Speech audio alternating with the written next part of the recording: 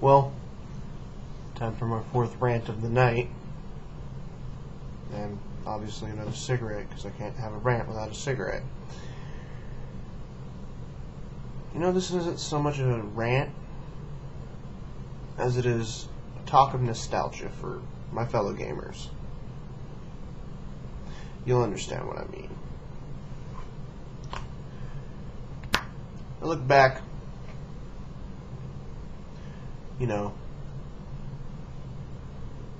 on things of the past, like, you know, the original, like Mario. Mario was a classic game. Can't screw with it.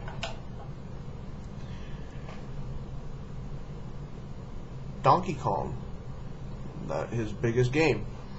Metroid, Zelda. I mean, the original games, even back to Pong. Back when gaming was simple and fun at the same time. I mean, yeah, we progressed through the ages. We got a lot of good things. A lot of technological advances.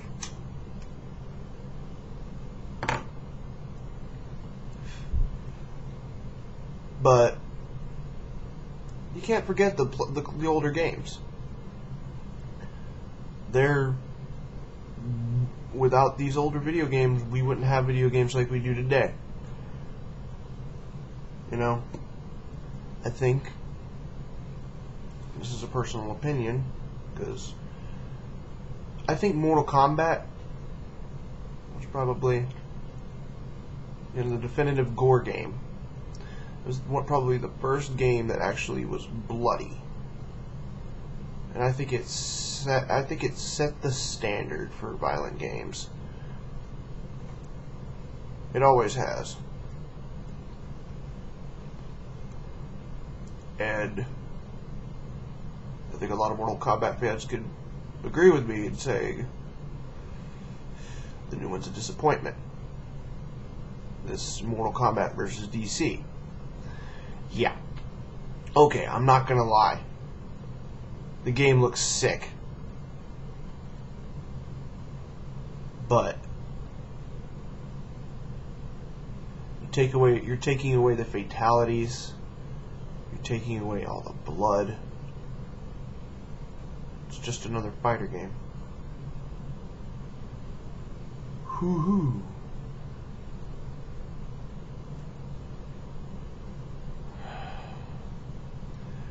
I guess my point that I'm trying to make, if any at all, is that, well,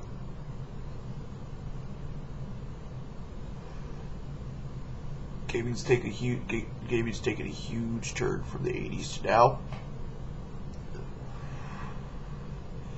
but the classics will always be just that, the classics. They're always going to be fun to play.